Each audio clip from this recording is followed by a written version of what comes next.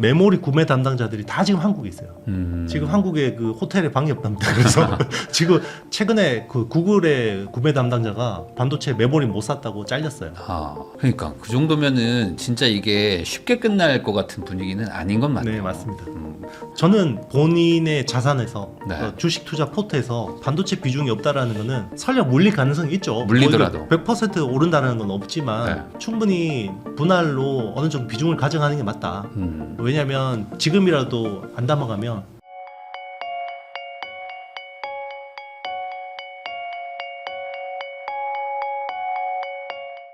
안녕하세요. 부익남TV의 부익남입니다. 오늘은 유튜브 IT의 신 이형수를 운영하고 계시죠. 이형수 대표님 모시고 최근 주식시장에 대해서 이야기 나눠보도록 하겠습니다. 대표님 안녕하세요. 네, 안녕하세요. 네, 저희 채널 또 오랜만에 나와주셨는데 이름대로 IT의 신. 네. 지금 IT가 완전 지금 난리잖아요. 네네, 맞습니다. 그래가지고 도대체 지금 무슨 상황인지 한번 네네. 좀 여쭤보고 네. 얘기도 좀 들어보면 좋을 것 같긴 합니다. 네. 우선은 지금 장난 아닌 것 같아요. 네.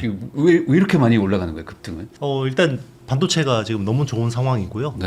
그러니까 이제 이게 그 사실은 지금은 반도체 사이클로 보면 안 되고 AI 사이클로 봐야 되거든요. 네. 근데 이제 AI라는 게 결국 한 10년 주기로는 테크 혁명의 하나라고 보셔도 될 것 같아요. 그래서 우리가 테크 혁명이라고 하면 90년대 말, 2000년대 네. 초반에 겪었던 인터넷 혁명. 그때는 이제 PC하고 인터넷으로 다 연결하는 그 혁명이었고요. 그리고 이제 2010년대는 스마트폰이라는 게 나와서 통신, 이제 모바일 통신이 깔리는 모바일 혁명이었다고 봐야 될 것 같고요. 그 인터넷과 모바일이라는 그 어떤 층위 위에다가 AI라는 이제 새로운 인프라가 네. 올라가는 혁명이라고 봐야 될 것 같아요. 근데 AI 혁명이 2022년 11월에 챗GPT라는 오픈 AI라는 벤처 회사가 챗GPT라는 모델을 내놓으면서 AI 혁명이 시작됐다고 보고 있거든요. 네. 주식으로 보면 2023년부터 2023년, 4년, 5년, 3년 지났죠. 네.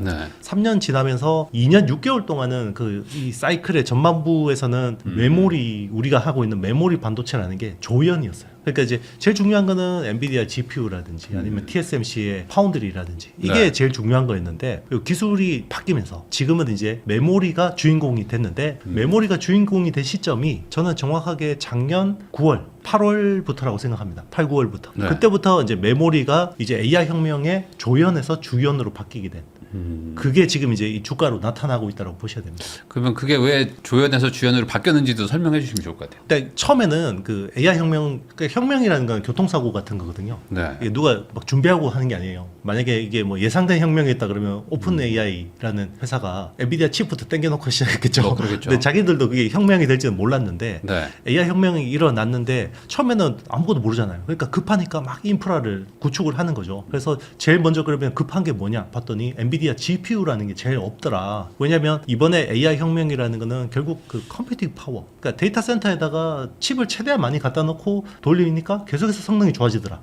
그 성능 경쟁을 하고 있는 거거든요. 그게 AI 인프라 군비 경쟁이라고 하는 건데요. 네. 그러니까 처음에는 제일 부족한 게 엔비디아 GPU였고, 그리고 이제 TSMC의 파운드리였고, 그리고 서버였고, 데이터 센터였어요. 그래서 그걸 막 투자를 하다 보니까 이제는 AI라는 게 처음에는 막 그 학습을 하죠. 네. 그러니까 우리가 학교 다니면서 사교육비를 막 써가지고 열심히 공부를 하고 나면 나중에 이제 졸업하고 나면 어떻게 돼? 그 공부한 거 가지고 돈 벌어야 되잖아요. 네. 이제 돈을 벌려고 또 하다 보니까 기존에 투자했던 그 어떤 컴퓨팅 파워 시스템하고 좀 다른 시스템이 필요해지는 거예요. 처음에는 데이터 트레이닝을 위한 그 인프라를 구축을 했다 그러면 이게 이제 작년부터는 학습한 걸 기반으로 서비스를 뽑아내는, 이걸 우리가 이제 추론이라고 합니다. 인퍼런스라고 하는데, 네. 자 그걸 위한 또 그 인프라를 뭔가 이제 바꾸다 보니까 메모리가 데이터 트레이닝에서는 그렇게 중요하지 않았는데 추론으로 오면서 메모리의 역할이 굉장히 중요해진 거죠. 그러니까 이 추론하면 좀 약간 어색하니까, 그러니까 네. 과거에 한 대화 내용을 기억하는 네. 그거를 이제 필요로 하다 이렇게 이해를 해야 되는 건가요? 네, 뭐 그렇게 보셔도 될 것 같습니다. 그러니까 이제 AI 혁명 이제 초창기만 해도 AI라는 게 사전에 학습을 한 걸 기반으로 답변을 최대한 빨리 뽑아주면 빨리 이게 해줘야 좋은 되는데. 추론이야. 이렇게 생각한 거죠. 그러니까 우리가 예전에 학교 다니면서 열심히 외워가지고 수능 시험에 문제 빨리 푸는 애들. 빨리 풀면 얘 공부 잘한다. 이라고 이게 최고라고 생각했는데 추론이라는 게 이제 이게 1, 2년 전부터 저게 최고 좋은 방법 아닌 것 같다. 그러니까 우리는 이렇게 이제 그 좋은 답변을 뽑아내려면 그 숙고 과정도 필요하고 계속해서 생각도 해야 되고 그리고 토론도 하잖아요. 네. 자, 그런 것들을 통해서 AI한테 요거를 그대로 적용을 시켜봤더니 답변 퀄리티 수준이 훨씬 높아지는 거예요. 그러면서 그게 이제 추론이 고도화라는 게 필요하구나. 이제 빨리 답변 뽑아내는 게 아니라 내가 외웠던 걸 중심으로 하는 게 아니라 그 사이에 뭐 토론도 해보고 그리고 이제 이야기하던 걸 기반으로 다시 생각도 다시 한번 되씹어보고 자 그렇게 했더니 훨씬 좋은 답변 내용이 나오더라. 자 그런 쪽으로 이제 투자가 되기 시작했고 그게 이제 결국은 메모리 수요가 늘어날 수밖에 없는. 네. 그러니까 빨리 대답하고 까먹고 네. 이랬던 애가 이거 까먹으면 안 되잖아요. 심사숙고를 네네. 해야 되니까. 그러니까 계속 맞습니다. 저장을 시켜가지고 네. 메모리가 필요해지게 된 그런 상황인 거네요. 네, 맞습니다. 뭐 쉽게 이야기하면 그런 건데요. 그러니까 이제 이 AI, 그러니까 지금 우리가 쓰는 생성형 AI라고 하거든요. 그러니까 생성형 AI라는 거는 기본적으로 준수해요. 근데 얘가 한 번씩 거짓말을 겁나게 잘하거든요. 맞아요. 그게 이제 할루시네이션이라고 하는데 이것 때문에 당하는 거예요. 그리고 왜냐하면 거짓말을 너무 그럴듯하게 하니까. 자, 그런 결점을 줄이기 위해서 자, 이걸 그럼 어떻게 해결할 거냐라고 생각했더니 답변을 뽑아내는 와중에 계속 검색을 시켜보는 거죠. 처음에는 이거를 다 일일이 그 단어 하나, 토큰 하나씩 뽑을 때마다 다 검색 일일이 했겠죠. 네. 너무 비효율적이잖아요. 컴퓨팅 파워 너무 많이 소요되니까. 네. 그러니까 검색할 데이터를 미리 여기 갖다 놓자. 갖다 놓고 여기에다 빨리 땡겨서 저장을 좀 네, 해놓자. 하자. 네, 그 방식을 쓰기 시작했거든요. 근데 그 방식을 쓰려면 메모리가 굉장히 가까이 있어야 되고 그리고 굉장히 속도 빠른 밴드위스라고 하는 속도가 굉장히 빠르고 큰 용량의 메모리가 바로 옆에 붙어 있어야 되더라. 네. 그러니까 이제 메모리가 점점 중요해진 거고요. 그러니까 이제 처음에는 HBM이라고 하는 디램 아파트만 있으면 되는구나라고 생각했다가 그 옆에 그냥 일반 디램, 서버용 디램도 필요하고 낸드 플래시도 필요하고 여러 가지 종류의 디램들이 메모리들이 필요해진 거죠. 그러니까 말 그대로 이제 조연이 네. 약간 주연급 중에 뭐 하나로 들어가는 거네요. 맞습니다. 결국에 이제 우리 없으면 안 되는 거네. 이게. 맞습니다. 그렇게 이제 어벤져스 군단의 이제 주연으로 네. 당당하게 이제 자리매김한 야, 거죠. 그렇게 되면은 결국에 지금 이 반도체 뭐 맨날 슈퍼 사이클 얘기가 나왔었잖아요. 네네. 이번에도 정말 슈퍼 사이클이 오는 건가요? 이제 수요가 막 진짜 너무 막 과도하게 몰리는. 슈퍼 사이클이 오는 건가요가 아니라요. 이미 왔습니다. 이미 왔어요. 예. 그러니까 분기에 20조씩 이익을 내는 거는 네. 삼성전자가 분기 이익을 20조 낸 건 처음입니다. 사상 처음입니다. 이거는 우리가 슈퍼 사이클이라고 하면 2016년에서 18년 동안 네. 클라우드 슈퍼 사이클 그때 엄청나게 일반 서버 쪽에 투자가 일어났던 그 사이클을 보통 슈퍼 사이클이라고 하는데 통상적으로 이제 디램에서 영업이익이 50% 넘으면 슈퍼 사이클이라고 이야기하거든요. 네. 근데 지금은 충분히 그 슈퍼 사이클 넘어선 지금 메가 사이클이라고 봐야 되는 거예요. 메가 사이클. 네. 아, 그러니까 말 그대로 이제 조연이 주연이 됐으니까 네네. 당연히 뭐 출연료나 이런 것들도 이제 폭등하겠죠. 맞습니다. 아, 그러면 이게 그 잠깐 바람 불고 끝나는 그런 수준은 아니라는 건가요? 이게? 그러니까 이제 그거는 예측이 좀 어려운 부분이 있어요. 왜냐하면 네. AI라는 그 놈이 뭔가 표준화된 서비스가 아니거든요. 아직 안 가봤으니까. 아직 우리도. 그러니까 이게 정립이 안 됐어요. 네. 어떤 게 그러니까 우리가 불과 1, 2년 전에 생각했던 AI하고 지금 쓰는 AI가 좀 다르거든요. 컨셉이라는 게. 그러니까 이제 AI가 처리해야 되는 우리가 흔히 이야기하는 워크로드라고 하는데 네. 그게 굉장히 트렌디하게 바뀌어요. 그러니까 이제 거기에 맞게 우리가 변해야 되는데요. 지금 어떤 기술 우리가 지금 보고 있는 방향성에서의 기술에서 보면 메모리가 당장 꺾일 가능성은 낮습니다. 근데 혹여나 누가 아주 똑똑한 천재 하나가 이거 메모리 안 쓰고 뭔가 될 것 같은데 쓰고도 할 수 있다. 네 하면 네. 이제 될 수도 있는데 그건 쉽지는 않죠. 근데 기본적으로 메모리라는 건 어쨌든 저장 공간이니까 네네. 저장 공간이 많아야지만 더 이렇게 대화나 이런 걸 조금 더 이렇게 그 정교하거나 더 자연스럽게 할 수 있지 않을까? 뭐 사람의 뇌도 똑같은 거잖아요. 네네. 과거를 많이 기억해야 얘기를 더 잘할 수도 있는 것 같고 그러면은 당장 꺾이지는 않을 것 같다는 생각도 좀 들긴 하는데. 네, 저도 그렇게 동의하는 편이고요. 그리고 이번에 CES 2026에서 이제 젠슨 왕이 어쨌든 지금 AI 최전선에 있는 사람은 엔비디아잖아요. 엔비디아가 지금 보고 있는 그 기술의 어떤 흐름으로 보면 메모리가 더 중요해지고 있다. 더 중요해지고 있고 기존에 있는 메모리 가지고는 또 커버가 안 된다. 그래서 네. 점점 더 고성능의 굉장히 특화된 메모리들이 앞으로 더 많이 필요해지겠다 이렇게 생각하고 있습니다. 그러니까 결국에는 그 메모리에서의 최전선 국가는 한국이니까 네네. 갑자기 우리가 이렇게 격상된 거네요. 순식간에. 그렇죠. 그러면서 이제 하이닉스랑 삼성전자 둘 다 지금 주가가 지금 뭐 폭주하는 상황이다. 맞습니다. 아, 그러면 이거를 뭐 버블이다라고 얘기하시는 분들도 있는데 버블로 보기에는 너무 지금 당장은 수요가 넘친다 이렇게 봐야 되는 건가요? 그러니까 이제 지금 우리가 지난 9월 이후로 그 삼성전자, SK하이닉스 주가가 그 전에도 계속해서 우상향하고 있었지만 폭등을 했거든요. 네. 9월부터 네. 폭등을 해서 지금 주가가 그때 9월 대비해서 거의 2배 이상씩 거의 올랐으니까요. 이제 그 정도 올랐으니까 비싸다라고 네. 생각하잖아요. 근데 지금 밸류에이션 우리가 이제 펀더멘털리스트들이 따지는 밸류에이션으로 보면 지금은 버블이 아닙니다. 버블이 아니고요. 여기서 더 겁나게 더 올라야지 버블이 됩니다. 네. 그러니까 그만큼 돈을 더 잘 벌게 된 거예요. 맞습니다.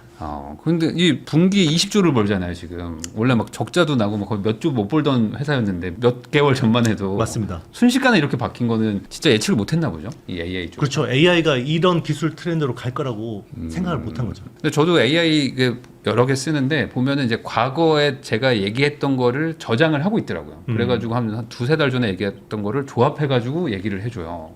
너는 뭐 가족이 누구고 뭐 어떻게 결혼했지 뭐 이런 얘기들을 갑자기 또 얘기를 하더라고요. 그냥 툭 던져도. 맞습니다. 그런 것들이 아마 이 메모리도 쓰이는 게 아닌가라는 생각도 좀 드는데. 그렇죠. 이제 그걸 에이전틱 AI라고 하는데요. 이제 그러니까 AI가 실제로 비서가 되는 거예요. 그러려면 지금 이 정도 수준보다 훨씬 더 이제 우리 대표님에 똑똑해야 대해서 되니까. 잘 알고 잘 기억해야 되지. 그러니까 대표님이 필요한 서비스에 대해서도 더 이제 맞춤형으로 제공해 줄 수 있는 거죠. 내가 7년 전에 뭐 했지? 뭐 이러면 대답해 줘야 되고 뭐 이런 맞습니다. 걸 해야 되잖아요. 맞아요. 그럼 메모리가 필요하기는 하겠네요. 점점 더 많이 필요해집니다. 그러면은 아직 당장 어떤 AI 버블이라고 말하기에는 이제 본격적인 실적이 나오는 구간이다. 그렇죠.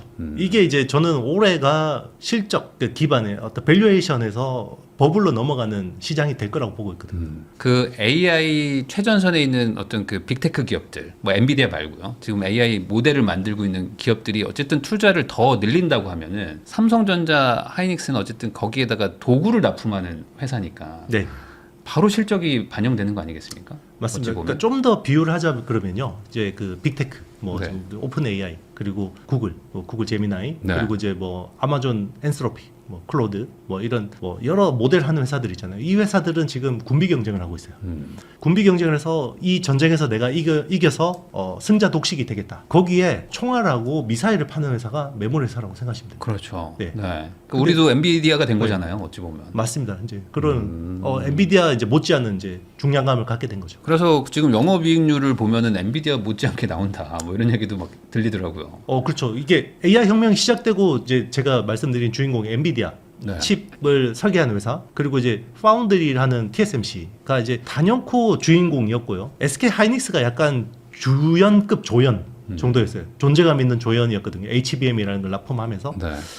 그런데 이제 최근에 SK 그러니까 삼성전자하고 SK 하이닉스의 매출 총이익률이 TSMC를 넘었었어요. 최근에. 그러니까 돈을 진짜 잘 벌게 된 거잖아요. 맞습니다. 그래서 지금은 과열이라고 보기는 좀 어렵다. 네네. 그 거꾸로 지금 삼성전자 실적이 이제 20조 발표가 났는데 뭐 올해 실적을 한 100조 정도 돈 벌 수 있다. 뭐 이런 얘기들도 막 들리더라고요. 그렇게 따지면 지금 주가는 싼 건가요? 맞습니다. 쌉니다. 싸요. 네. 지금 이렇게 올라도. 이게 우리가 포드 PR로 보통 이제 12개월 네. 향후 실적 가지고 이제 PR을 뭐 따지는데 100조 번다고 가정하면 맞습니다. 지금 100조가 아니라 지금 많이 보는 쪽 130조까지 봐요. 130조. 네, 130조까지 보고 있고 SK 하이닉스 같은 경우는 지금 100조에서 110조까지 보고 있거든요. 네. 그 정도를 벌면 네. 지금 주가를 기준으로 보면은 뭐 맨날 제일 쉽게 얘기하는 게 이제 PR이니까. PR이 뭐 한 8배 수준. 10배 이하로 막 내려가는 거예요. 맞습니다. 그러면 진짜 더 갈 여력은 충분하겠네요. 충분합니다. 그 정도 실적이 나온다면. 그렇죠. 그런 실적이 안 나올 확률도 있나요? 지금 어떤 분위기에서? 제가 쉽진 보기에는 뭐 그거보다 못 나올 수도 있는데요. 이제 네. 주가적인 측면에서 제일 최악은 상반기 많이 나오고 하반기 좀 쪼그라드는 게 제일 안 좋은 겁니다. 않아요? 실적이. 네. 네. 그래서 실적이 만약에 삼성전자가 올해 뭐 120조, 130조를 벌더라도 상반기보다 하반기 더 벌어야 돼요.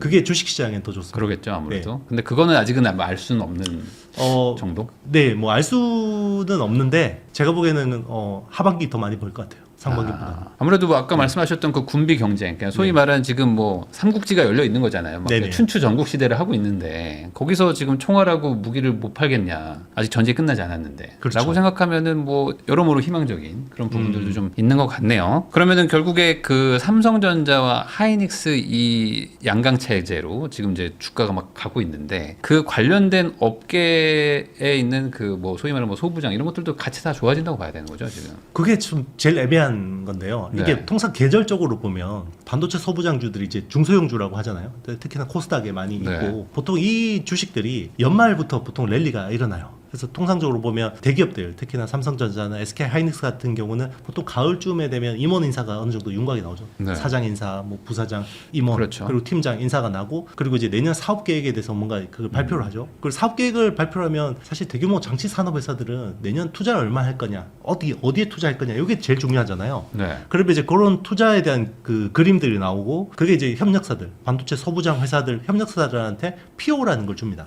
우리가 내년에 니네 카메라 모듈 모듈 뭐 한 뭐 100만 개 쓸 거니까 미리 준비해서 문제 네. 없도록 해. 자 이러면 이제 대충 우리가 이거 팔면 매출이 어느 정도 나오고 자 이런 그 데이터들이 나오잖아요. 그게 여의도로 갑니다. 그럼 여의도에서 애널리스트들이 이걸 가지고 이제 실적 추정을 하겠죠. 그래서 보통 12월 하순부터 주가가 오르다가 네. 1월에는 굉장히 세게 올라요. 그게 보통 1월 효과라고 하거든요. 근데 2000년 이후로 2025년까지 24년 동안 거의 작동하다가요. 작년에만 작동을 안 했어요. 아 작년에만. 네. 왜 안 한 거예요? 그게 삼성전자하고 SK 하이닉스 실적이 너무 좋아가지고. 네. 그러니까 원래 우리나라 시장 뭐 해외도 마찬가지긴 한데 우리나라가 좀 유독 심하긴 한데 보통 1분기 실적 모멘텀, 2분기 실적 모멘텀, 3분기 실적 모멘텀은 있어요. 근데 4분기 실적 모멘텀은 없어요. 왜 그러냐면 4분기에 우리가 뭐 어느 정도 실적을 내겠습니다라고 하면 이거 그 비트하는 경우가 거의 없어요. 보통 여기 그 제시한 것보다 못 하거든요. 왜냐면 일회성 비용이라고 하는 우리 흔히 이야기하는 빅베스라고 하잖아요. 그런 것들이 보통 연말에 다 일어나고 그것 때문에 4분기 실적이 안 좋아요. 그래서 시장에서도 4분기 실적 안 나오는 거 가지고 많이 뭐라 그러진 않습니다. 그래서 통상적으로 4분기 실적은 안 좋기 때문에 실적 모멘텀은 높고 그러니까 좀 대형주보다는 중소형주를 많이 땡겨요. 그래서 실제로 2000년부터 2025년까지 통계를 내보면 코스피가 0.8% 올랐어요. 한 달 동안. 네. 근데 코스닥이 2.7% 오릅니다.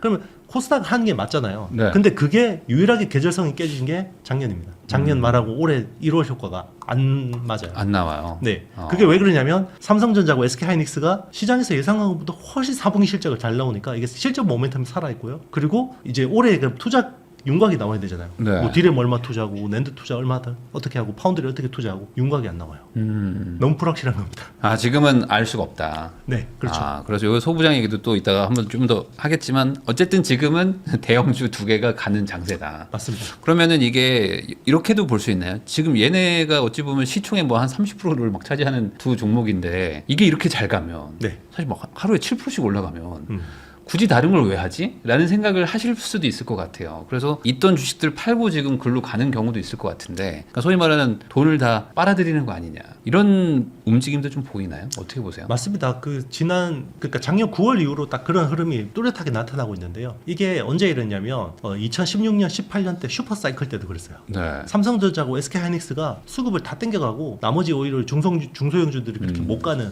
그런 흐름이 나타났는데 이번에는 이게 왜 더 세게 나타나냐면 예전에는 우리나라 안에서 있던 돈들이 그냥 순환매로 일어나는 쏠림이 일어났다 그러면 지금은 우리나라가 코스피 지수가 갑자기 4천, 5천 돌파하기 시작했잖아요. 네. 해외에서 한국에 절대 안 들어오던 돈들이 새 돈들이 들어오기 시작했어요. 그러면 그렇잖아요. 우리도 만약에 부동산 뭐 만약에 좀 일부 줄여가지고 이 돈을 주식에 투자하신다 그러면 제일 안전한 것부터 살 거 아니에요. 삼성전자랑 하이닉스 먼저 살려고 맞습니다. 하죠. 일단 먼저 사고 나머지 쩌리를 뭘로 볼까 이렇게 근데 얘네들이 하잖아요. 이렇게 달리니까 네. 다른 거 살 필요도 없다는 생각을 맞습니다. 하실 것 같긴 해요. 다 지금 외국인들도 그렇고 기관들도 그렇고 다 그런 투자 아이디어들 생각하는 거고요. 네. 오히려 이제 개인들은 그동안 이제 쥐고 있던 물량들을 슬슬 이제 내놓고 있죠. 아, 그 말은 뭐예요? 지금 삼성전자나 하이닉스 가지고 있는 개인분들 오히려 파나요, 지금? 팔고 있습니다. 이렇게 분위기 좋은데 왜 팔죠? 그러니까 빨리 이익 실현하고 싶은 거죠. 아. 여기서 또 혹시나 빠지지 않을까. 혹시나 빠질까봐. 네네. 그러면은 뭐 단기 예측은 참 어렵지만 지금 어쨌든 뭐 차트가 이래요. 지금 네네. 뭐 이렇게로 가고 있잖아요. 맞습니다. 그러면은 이게 단기적으로 좀 조정이 올 만한 그런 차트 모양이라고 봐야 될까요? 어떻게 보세요? 기술적으로 보면 좀 이제 부담스럽긴 하죠. 그러니까 왜 최근에 연초부터 이렇게 달리냐면 작년 11월하고 12월 시장이 그렇게 좋지가 않았어요. 그러니까 네. 계속해서 그때 어느 정도 조정을 받았는데 행보도 했죠. 네, 요 섹터로 보면 그 조정이 굉장히 예쁘게 조정받은 거거든요. 왜냐하면 이제 조정 받을 때 제일 안 좋은 거는 펀더멘털이 훼손되면서 조정을 받으면 이게 좀 데미지가 오래 가요. 근데 작년 11월하고 12월에 조정 받았던 거는 반도체 업황이 문제가 생긴 게 아니라 미 연준에서 갑자기 금리 인하를 못 할 수도 있다. 뭐 리사 쿡 같은 매파들이 갑자기 네. 이야기를 세게 하고 그리고 미국 정부가 셧다운 됐잖아요. 그 네. 야당하고 협의가 안 돼서 그게 단기채 시장에 좀 영향을 줬어요. 그게 유동성에 영향을 줬거든요. 자, 그런 것들 때문에 조정을 받았기 때문에 업황에는 문제가 없었기 때문에 이게 이제 작년 말 올 연초에 이렇게 강하게 랠리가 나는 거고요. 그러니까 이제 그게 기술적 부담이 완화돼서 이제 반등을 한 건데 반등이 너무 세니까 다시 또 기술적인 과매수 부담이 생긴 건 맞습니다. 그러니까 뭐 지금 막 전 재산을 다 넣어야 된다 뭐 이렇게 하긴 조금 부담스럽지만 네. 그렇다고 해서 이게 지금 뭔가 훼손된 건 아니고 그냥 맞습니다. 뭐 여전히 분위기는 좋다. 그냥 적절하게 뭐 그냥 조금씩 매수하는 정도? 그 정도는 괜찮겠네요. 맞습니다. 지금 뭐 큰 돈이 신규로 자금을 지금 들어가기는 부담스러운 자리이긴 맞는데요. 네. 그렇다고 해서 이거를 뭐 우리가 기다리면 아주 기회가 있는 큰 조정이 올 수 있다. 이것도 장담할 수는 없습니다. 업황이 너무 좋아요. 그래요. 네. 지금 뭐 실적도 잘 발표가 되고 그럼 외국인 네. 투자자들도 지금 많이 들어오고 있나요 지금? 맞습니다. 지금 이제 외국인들이 롱텀 머니라고 하는 큰 네. 자금들이 일단 한국 쪽으로 많이 들어오고 있고요. 그리고 왜 그럴 수밖에 없냐면 삼성전자하고 SK 하이닉스가 글로벌 전체로 봤을 때도 시총이 많이 올랐어요. 네. 그러니까 작년 초 기준으로 보면 SK 하이닉스 같은 경우는 글로벌 그 시총 190몇 위 이 정도였거든요. 네. 근데 작년 말 기준으로 그게 34위까지 올랐어요. 네. 토요타까지 제쳤거든요. 그러면 글로벌 시장에서 보면 큰 자금을 움직이는 자금들은 보통 패시브 자금이거든요. 그러니까 시총별로 이렇게 그냥 그러겠죠. 지수에다가 투자하는 그런 것들이 많은데 그쪽 자금들이 많이 들어오고 있고요. 그리고 SK 하이닉스 같은 경우는 지금 최근에 이제 미국에 ADR 상장 이슈가 있지 않습니까? 네. ADR 상장하게 되면 미국 시장에만 투자하는 또 펀드들이 적잖아요. 자, 거기서 들어온 또 수급들도 적지 않다고 봐야죠. 아, 그러니까 이제는 좀 새로운 수요들도 더 늘어나는데 네. 실적도 좋으니까 어쨌든 폭발적인 어떤 주가 상승이 앞으로도 예상은 된다. 맞습니다. 아, 그러면은 안 살 이유는 없겠어요. 안 살 이유는 없겠네요. 맞습니다. 그러니까 이제 이 비싼 가격, 그러니까 많이 올랐는데도 불구하고 외국인들이랑 기관은 네. 사실 그냥 사는 거죠. 부담 없이. 다른 섹터들, 네. 그러니까 전반적인 이제 코스피 시장 전체적으로는 어떻게 보십니까? 이게 그 12월에서 이제 이번 한 달 사이에 지수가 거의 뭐 500포인트 이상 코스피 네. 올랐잖아요. 이 중에서 지수에 기여한 종목. 두 회사가 80% 차지합니다. 네. 삼성전자와 SK 하이닉스가 거기가 그 500 지수 포인트 오르는 데 있어서 거의 80% 이상 기여했고 그거 안 가지고 있었으면 뭐 네. 하나도 안 올랐죠. 맞습니다. 그러니까 네. 나머지 종목 가지고 있으면 이게 올랐어? 이런 생각이 들 수 있죠. 특히나 반도체 섹터를 안 들고 있었다 그러면 내 네. 주식은 안 올랐는데 자 이런 생각이 들 수 있어요. 그러면 올해도 그런 기조가 조금 지속될까요? 일단 이제 저는 사이클로 보면 올 상반기까지는 반도체, 테크, AI 섹터 쪽은 좋다고 봐요. 그럼 하반기는 안 좋게 보냐? 그건 아니고요. 일단 하반기에 대해 시장 뷰를 제가 뭔가 정하려면 내년 업황을 봐야 되는데 지금은 내년 업황이 안 보여요. 아직은 안 보인다. 네, 아직 안 보이기 때문에 일단은 이제 상반기까지만 좋다라고 이제 이야기를 말씀드리고 있고 하반기 뷰는 일단은 제가 여름쯤은 돼야지 뭔가 이제 데이터들 가지고 이제 정할 수 있을 것 같고요. 그리고 이제 반도체 특히나 AI 섹터의 주도주 흐름은 적어도 상반기까지는 안 꺾일 것 같아요. 근데 네.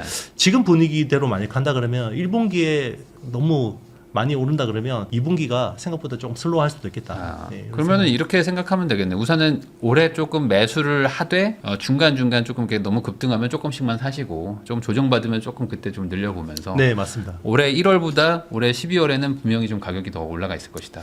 주식이. 뭐 12월은 제가 하반기 뷰를 그건 안 정했기 애매하지만. 때문에 그래도 지금보다는. 적어도 지금 사면 뭐 아. 6월이나 7월에는 충분히 수익이 나 있을 거다 생각합니다. 그러니까. 근데 또 이런 얘기 들어도 안 사요, 사실. 맞습니다. 안 사는 사람이 훨씬 많고 이게 그렇죠. 올라가면 또 약간 부담되고 이렇게 막 빠져 있는 거에서 사고 싶은 사람도 많기 때문에 맞습니다. 결국에 이제 시간이 지나면 결론이 날 것 같습니다.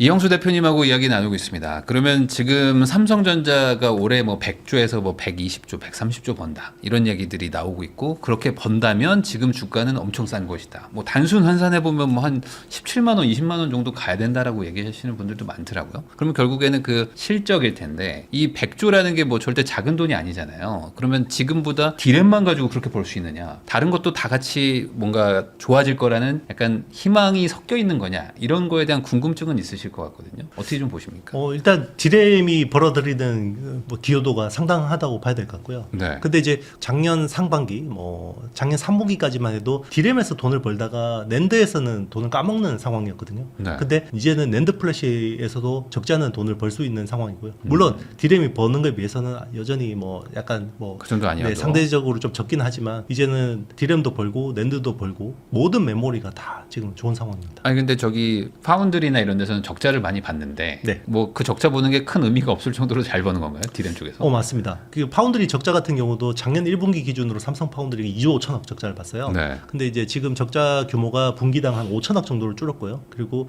아마 이번 분기 실적은 나오면 더 줄었을 걸로 추정이 됩니다. 네. 그러면 올 하반기에는 파운드리 쪽도 턴어라운드가 가능하거든요. 그리고 뭐 올해 뭐 테슬라 뭐 수주한 것도 있고 뭐 이런 것들 때문에 조금 나아질 거다라는 얘기들도 있었잖아요. 그러면은 가뜩이나 디램도 호황인데 나머지 적자 나는 것들도 다 좋아진다. 그러면 뭐 갤럭시나 이런 모바일 쪽에서도 사업이 잘 되고 그러면 최대 130조다 이런 건가요? 네, 맞습니다. 야, 그러면은 진짜 엄청 버는 건데. 그렇죠. 그럼 거의 작년 대비 거의 한 2배 이상의 네네. 영업이익이 나오는 수준이라면 당연히 네네. 주가도 뭐 덤핑을 하는 게 당연한 거라는 생각도 좀 들긴 들거든요. 야, 그러면은 결국에는 이런 상황에서 HBM은 큰 의미가 없는 건가요? HBM 되냐 안 되냐 가지고 사실 이렇게 격차가 벌어졌었는데 지금 주가가 막 다시 따라가고 있단 말이죠. 그러니까 이제 주가라는 거는 사실 EPS 곱하기 PER로 따지잖아요. 그러니까 EPS는 실적이고 이제 PER이라는 거는 기대감, 네. 멀티플인데 사실 지금은 EPS만으로도 주가가 설명이 되거든요. 근데 EPS를 계속해서 상향 조정하면서 주가를 드라이브를 걸어온 건데 이것도 이제 어느 정도 캡이 있을 거 아닙니까? 자, 그러면 그때부터 주가가 내리냐? 아니죠. 이제는 멀티플 가지고 주가가 더 올라가는데 네. 멀티플이라는 거는 이제 뭐 앞으로 배당을 늘리겠습니다. 그리고 뭐 정부에서 정책, 네, 뭐 자사주를 소각하든 자사주 뭐. 소각이나 뭐 주주 어떤 가치 네. 이런 쪽이 이제 멀티플 리레이팅이 될 수 있는 거고요. 그리고 외국에서 신규 자금 뭐 MSCI 뭐 선진국 지수에 편입이 된다든지 자 이런 여러 가지 호재들 이슈들이 있거든요. 그런 측면에서 보면 회사가 지금 뭐 단순히 범용 메모리 가격이 급등해서 이익을 많이 냈다라고 하는 것보다는 HBM 같은 뭔가 이제 차세대 고부가 제품에서 구조적으로 앞으로 이익을 낼 수 있는 뭐 그런 게 있다 그러면 여기서 이제 또 중요한 포인트가 될 수 있죠. 그러면은 지금 어쨌든 하이닉스 대비 좀 뒤쳐져 있는데 이게 올해 그래도 유의미하게 좀 매출이 나온다고 봐야 되나요? 네, 뭐 일단 뭐 작년보다는 훨씬 더 좋아지는 상황이고 그동안 이제 HBM이 어떤 기술적으로 뭔가 약간 그 병목이 있어서 거기서 꽉 막혀 있는 느낌이 있었는데 네. 그게 이제 조금씩 풀리고 있다. 이건 분명한 것 같습니다. HBM 수요 자체도 올해 작년보다 훨씬 더 이렇게 늘어나는 건가요? HBM 겁나게 늘어납니다. 네, 향후 한 D램뿐만 아니라 다. 네, 맞습니다. D램 중에서 제일 수요 성장률이 큰 게 HBM이고요. 네. 2030년까지 연평균 성장률이 20-30%씩 계속 늘어납니다. 근데 이게 너무 다 장밋빛 전망이라 네네. 한 반년 전하고 너무 또 다르니까 그렇죠. 이게 또 반년 만에 또 바뀔 수도 있는 거 아닌가라는 생각도 막 들고. 그럴 가능성이 있습니다. 아, 그 어떤 이유가 있을까요? 그렇게 될 만한 변수가? 그거는 이제 빅테크들의 AI 군비 경쟁이 끝나면 그렇게 될 수 있어요. 그러니까 우리가 보통 이제 수요 예측이 좀 어려운 부분이 있는데 지금은 빅테크들이 투자하는 B2B 수요거든요. 네. 그러니까 B2B라는 거는 이제 우리 흔히 이야기하는 서버 쪽 시장이거든요. 근데 그 서버 쪽 시장들은 수요 예측이 좀 어려운 부분이 있어요. 왜냐하면 B2C 같은 경우는 스마트폰이나 PC 같은 경우는 전 세계 그 어떤 유통망이 있고 여기 재고가 어떻게 있고 이게 나가는 속도가 어떻고 이게 ERP 시스템으로 바로바로 집계돼서 알죠. 어느 정도 이제 딱 예측이 가능하거든요. 근데 서버는 알파벳에 구글에 있는 구매 담당자가 갑자기 오늘 이번 달 100만 개 내다 갑자기 다음 달에 50만 개로 줄일게요. 이렇게 할 수도 있어요. 실제로 2016년, 18년 때 슈퍼 사이클 때도 끝날 때 그렇게 끝났거든요. 네. 갑자기 계속 주문 발주를 내다가 갑자기 오더 컷으로 툭 떨어지고 그때 뭐 사이클 끝날 때 메타가 그때 마지막 18년도 원래 캐펙스 전망을 한 500억 달러 이야기했다가요. 네. 그 해 실제로 투자한 게 50억 달러. 예상보다 10분의 1로 확 줄었던 거죠. 네. 그러면 이제 파는 쪽에서는 계속해서 준비했는데. 그렇게 준비를 했는데 갑자기 얘가 주문량을 오더 컷을 해버리니까 그게 사이클이 끝나는 거거든요. 근데 이제 그때 한번 당했잖아요. 우리 공급사들도. 그래서 네. 이제는 그 고객들이 우리 반도체 없어서 죽겠어, 메모리 없어서 죽겠어라고 해도 이제는 굉장히 소극적인 거죠. 아, 그래요. 네, 그때 당했던 아픔이 있으니까. 네. 그러니까 원래 막 그 공장 증설하고 막 하려고 하다가 막 다 막 또 중단되고 막 했었던 것도 기억나는데. 네, 그렇죠. 그래서 이번에는 좀 보수적으로 운영을 할 것이다. 그 현실적인 이슈도 있어요. 그러니까 예전에는 반도체 그 라인 하나 꾸리는데 한 네. 8조 정도면 라인 하나를 꾸렸거든요. 네. 근데 요즘에는 하나 꾸리려면 15조, 20조가 들어가요. 그러니까 자본 지출에 대한 부담이 예전보다 훨씬 크고요. 그리고 예전에는 그렇게 이제 그 캐펙스라고 하는 자본 지출을 하면 우리가 지금 뭐 월 30만 장 생산하다가 갑자기 뭐 내년에 월 40만 장씩으로 이렇게 확 캐파가 늘어나니까 매출이 막 늘어나잖아요. 네. 근데 요즘에는 이 기술 자체가 너무 어렵고 그렇게 우리가 투자하는 것 대비해서 생산량 아웃풋이 그렇게 많이 안 늘어나요. 네. 기술적으로. 그러면은 그 말은 역설적으로 개당 단가를 엄청 높일 수 있다는 거잖아요. 맞습니다. 어. 그게 핵심이에요. 네. 그러니까 과거 사이클하고 이번 사이클이 뭐가 제일 다르냐면 과거 반도체 사이클, 특히나 메모리 사이클은 Q가 중요한 사이클이었어요. 네. 그러니까 물량이 많이 늘어나서 많이 팔아서 매출도 많이 나오고 이익도 많이 나는 사이클이었고요. 이번 사이클은 처음으로 Q보다 P가 중요한 사이클이에요. 그렇게 따지면은 삼성전자나 하이닉스 같은 이제 납품을 하는 업체 입장에서는 좋은 거잖아요. 맞습니다. 수요는 많아도 내가 공급 안 하면 어쩔 건데 뭐 이런 거잖아요. 그렇죠. 대안이 근데 없잖아요. 공급을 안 할 거는 아니고요. 그러니까 조금만 하는 거죠. 예. 그러니까 제가 아주 쉽게 비유를 하자면 닥달을 해도 안 하는 거지. 쉽게 비유를 하자면 예전에는 가방을 만들어서 납품을 했는데 네. 가방을 100만 개를 만들어서 납품을 했어요. 근데 패스트 패션용 있잖아요. 자라 뭐 이런 거 이제 개당 한 10만 원짜리. 네. 자, 그걸 100만 개 만들어서 제일 그 수율 좋게 예, 잘 만들어서 납품하면 됐어요. 근데 이제는 100만 개가 아니라 루이비통에 납품하는 명품 가방을 만드는데 이거는 10개 중에 만들면 한 6개만 양품이 나오고요. 4개는 네. 버려야 돼요. 그리고 훨씬 더 까다로워요. 그런데 대신에 이거는 몇백만 원에 파는 거니까. 몇백만 원, 한 100만 원에 납품하는 거죠. 네. 예전에는 자라 가방은 10만 원이었다 그러면 그게 다른 겁니다. 그래서 나쁘지 않다. 그러면 뭐 예를 들어 뭐 영업 이익률이 좀 뭐 떨어지는 정도지 뭐 예를 들어 뭐 투자를 과하게 해놓고 뭐 공장을 쉬게 한다거나 뭐 이런 리스크는 상대적으로 좀 덜 수 있다. 사이클이 끝나면 뭐 그런 리스크가 있는데 네. 적어도 오래 고민할 건 아닌 것 같습니다. 그러면 올해 안에 투자하는 거에서는 그런 리스크는 크게 느껴지지 않는다. 그렇죠. 뭐 지금 그 메모리 3사들 뭐 SK 하이닉스, 삼성전자, 마이크론이 투자를 안 하는 게 아니에요. 올해도. 네. 올해도 뭐 세 회사 다 합치면 한 뭐 60조에서 80조 원 정도의 꽤 큰 투자를 규모로 하는데. 투자를 하거든요. 근데 이게 지금 착공을 해서 생산이 되려면 2년이 걸려요. 그러니까 이번 업사이클하고 상관없는 물량인 겁니다. 네. 지금 투자하는 건. 그래서 당장은 좋다. 뭐 네. 이걸 뭐 10년 보는 게 아니라 지금 뭐 1년 정도만 뒤를 맞습니다. 전망한다면 나쁠 그렇죠. 게 없다. 맞습니다. 그러면은 하이닉스도 어쨌든 HBM도 있지만은 뭐 거기도 뭐 DRAM도 있고 낸드도 있는데 네. 하이닉스 대비 삼성전자가 훨씬 더 유리한 구조인가요? 지금은 어떤 실적의 상승률이? 그러니까 이제 지난 가을 이후로 올라오는 업사이클에서는 삼성전자가 좀 더 탄력적으로 올랐다라고 봐야 되고요. 네. 그 이유는 작년 8월 이후로 지금 가격을 드라이브하고 있는 거는 HBM보다는 범용 DRAM. 그러니까 범용 DRAM은 삼성전자가 제일 비중이 높거든요. 그러니까 삼성전자 이익 추정치가 훨씬 더 높아질 수밖에 없었던 거고. 네. 네. 근데 주가 상승은 약간 하이닉스가 더 높아 보이는데요? 좀 연초로 봐서 쭉 길게 보면 그런데 네. 작년 9월 이후로 보면 탄력도는 뭐 삼성전자가 뭐 하이닉스보다 좀 나았던 것 같습니다. 그럼 최근에 뭐 네. 물론 비슷하긴 하지만 네. 그럼 하이닉스가 올라가는 건 그냥 반도체 업황이 다 좋아서 그런 건가요? 요거는 약간 수급적인 이슈도 있는데요. SK 하이닉스가 약간 그 과매수 특정 매수 그 쏠림 때문에 네. 경고 종목 네. 지정이 됐었고요. 경고 지정이 되면 이제 뭐 레버리지가 안 들어가니까 그리고 이제 그 컴플라이언스 큰 펀드들은 또 경고 종목이 되면 또 못 사는 못 그런 들어가고. 컴플 이슈도 있었거든요. 그게 네. 작년 12월 29일인가 해제가 됐어요. 네. 그것 때문에 이제 그동안 사고 싶어도 못 샀던 수급들이 좀 몰려 있었다라고 봐야 되고요. 그리고 최근에 또 하이닉스가 좋았던 거는 그 업황하고 별개로 ADR 이슈가 있었어요. ADR 네. 상장 이슈가 있었거든요. 네. 그게 재공시하는 시점이 아마 조만간 다가오고 있습니다. 그래서 그 상장 기대감, 미국 시장 상장 기대감이 있습니다. ADR도 좀 설명해 주시면 좋을 것 같아요. 네. 그러니까 이제 우리나라 주식 시장에 상장이 돼 있는데 요 주식의 일부를 미국에서 거래할 수 있게 하는 게 이제 ADR이라고 하는데요. 대표적으로 TSMC. 네. TSMC 주식 사려면 대만 증시에서 거래를 해야 되는데 일반 외국인들은 투자하기 너무 까다롭잖아요. 그래서 TSMC의 일부 주식을 저기 나스닥에서 거래할 수 있게 이제 상장을 해놓는 거고요. 네. 그걸 ADR이라고 합니다. 그렇게 하면 일단은 미국 시장이 어쨌든 전 세계 자본 시장 중심이잖아요. 네. 그러니까 제대로 된 가치 평가를 받을 수 있어요. 그래서 그 이후로 TSMC 주가가 굉장히 많이 올라갔고요. 네. 그리고 TSMC 이전에 ASML 네덜란드 회사잖아요. 네. 그러니까 네덜란드 회사인데 미국 시장에 ADR 상장을 해서 좋은 평가를 받았죠. 그래서 SK 하이닉스가 그걸 지금 그 성공 사례들 보고 이제 하려고 하는 거죠. 그러면은 실적이 똑같다고 가정해도 ADR이 상장이 되면 그럼 당연히 미국 주식 시장에서 도는 돈들이 글로 들어가면 어쨌든 지금보다 주가가 한 단계 더 업이 된다라고 봐야 되나요? 실적이 똑같아도? 멀티플이 리레이팅 되는 거죠. 왜냐하면 신규 자금들이 훨씬 더 그쪽으로 많이 들어갈 수 있기 때문에. 그렇게 따지면은 하이닉스가 투자하기가 더 좋은 타이밍이라고 봐야 되나요 지금? 뭐 단기적으로 보면 지금 하이닉스가 굉장히 좀 더 매력적으로 볼 수 있는 거죠.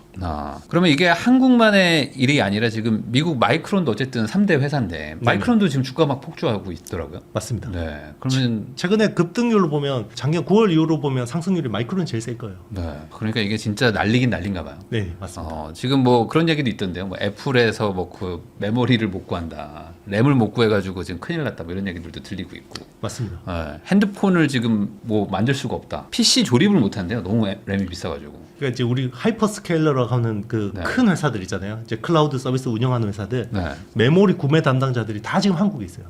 지금 한국에 그 호텔에 방이 없답니다. 그래서 지금 그거 최근에 그 구글의 구매 담당자가 반도체 메모리 못 샀다고 잘렸어요.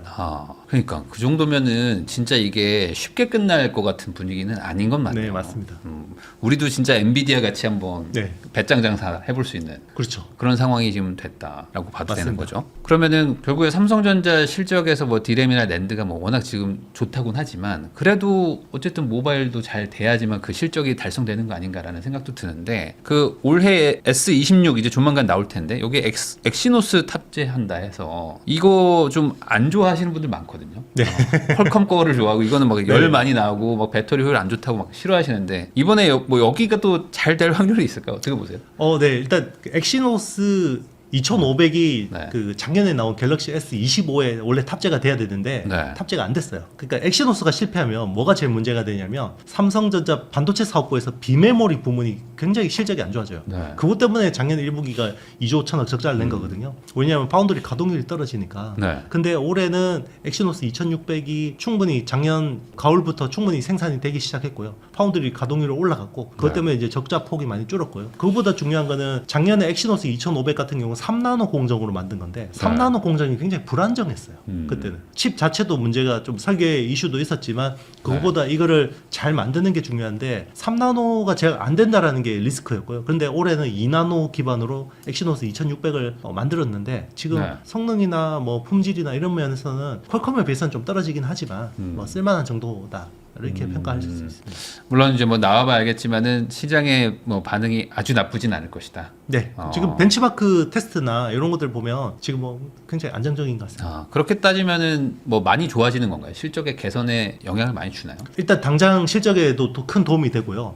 그리고 이제 지금 글로벌 반도체 설계업체들이 지금 TSMC가 팹이 없어요. 첨단 공정 팹이 없어서 써야 되는데 계속해서 대기 순번표 끊고 답답하게 기다리는 업체들이 많거든요. 네. 자, 그 회사들 그럼 삼성 파운드를 찾아오면 되는데 작년 같은 경우는 3나노 공정이 불안하니까 섣불리 못 맡기는 거예요. 네. 근데 최근에 보면 테슬라 AI6 칩도 165억 달러 규모로 수주를 받았고 그리고 어제는 퀄컴이 또 2나노 공정 기반으로 또 맡긴다고 CEO가 그래요? 직접 이야기했거든요.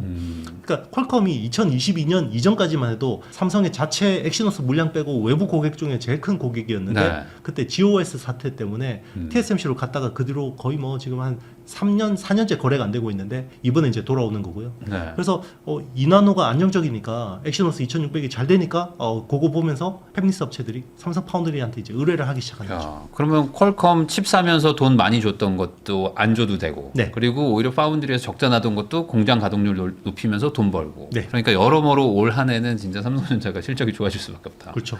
이런 상황이 또 이렇게 순식간에 와버렸는데 이게 또 지금 1월에 촬영해서 그렇지 한 3월 4월 되면 그때 살 걸 하는 얘기가 또 나올 수도 있는 거잖아요. 맞습니다. 충분히 지금. 가능하죠. 네. 그럼 이런 상황이라는 걸 좀 감안하셔가지고 잘 선택을 하셔야 된다라는 얘기를 할 수밖에 없네요. 근데 다들 좋다고 하니까 그냥 뭔가 막연하게 그냥 불안함이 있어요. 막연하게 불안함. 이게 이제 그 실전 투자자로서의 감각이죠. 근데 뭔가 어떻게 다 해야 좋다 돼요? 그러면 이럴 때는 근데 사긴 사야 되나요? 어떻게 해야 돼요? 지금 아예 안 가지고 있는 분들은 사야 돼요.